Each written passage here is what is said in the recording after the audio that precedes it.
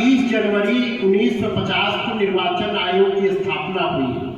यह तर्क मीडिया के सामने और खेत और खलिहानों चौराहों पर विपक्षियों को मुंहतोड़ जवाब दीजिएगा, नोट भी कर ले। 25 जनवरी 1950 को निर्वाचन आयोग की स्थापना हुई। अनुच्छेद 324 के अंतर्गत मतदाता सूची का रखरखाव, इसका पुनरीक्षण, उसको व्यवस्थित करने का काम निर्वाचन आयोग को भारत का संविधान अनुच्छेद 324 में देता है। अनुच्छेद 326 के तहत भारत के वयस्क नागरिक, जो भी वयस्क मताधिकार प्राप्त भारत के नागरिक हैं, जिनकी आयु 18 वर्ष है और जो तिथि आयोग तय करेगा उस पर 18 वर्ष पूरी है तो भारत का मतदाता बन सकता है।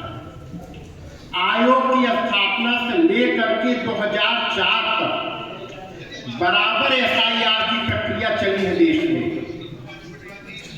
2004 से 14 तक कांग्रेस की सरकार थी, एसआईआर की प्रक्रिया बिल्कुल नहीं चली। भारत का संविधान आप लेके घूमते हैं कि संविधान खतरे में है।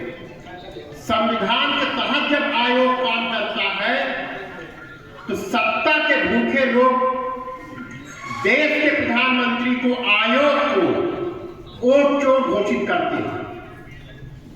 भारतीय जनता पार्टी का कार्यकर्ता, एक समय था कि केवल लोकसभा में हमारी 2 सीट आई और पंचायत से पार्लियामेंट तक कांग्रेस का कब्जा था। हमें कभी नहीं कहा कांग्रेस वोट चोर करती है। एक वोट से माननीय अटल बिहारी वाजपेयी जी की सरकार गिरी, हमने कभी नहीं कहा कि हम वोट चोरी की गई। जब बिहार में एसआईआर के तहत गहन मतदाता पुनरीक्षण हुआ तो लोकतंत्र में अपनी बात को कहना चाहिए।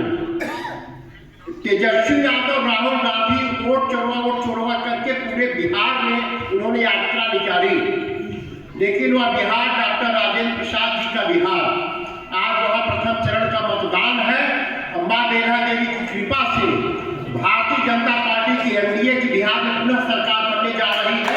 यह है लोकतंत्र में भारतीय जनता पार्टी का विश्वास। बिहार के बाद 27 अक्टूबर को निर्वाचन आयोग ने घोषणा किया कि 12 राज्यों में मतदाता गहन पुनरीक्षण होगा, जिसमें उत्तर प्रदेश में भारतीय जनता पार्टी एनडीए की सरकार है, हमने उसका स्वागत किया। राजस्थान में हमारी सरकार, हमने स्वागत किया। मध्य प्रदेश में हमारी सरकार, हमने स्वागत किया। अगर संविधान लोकतंत्र में आपका विश्वास है तो उस विश्वास के तहत चलना चाहिए। लेकिन पंचायत से पार्लियामेंट तक आपका कब्जा था। आपने अपने हिसाब से संविधान को चलाया, आपने अपने हिसाब से प्रधानमंत्री की परिभाषा करते थे, आप अपने हिसाब से प्रधानमंत्री के कागज को, प्रधानमंत्री के फैसले को फाड़ के फेंकते थे।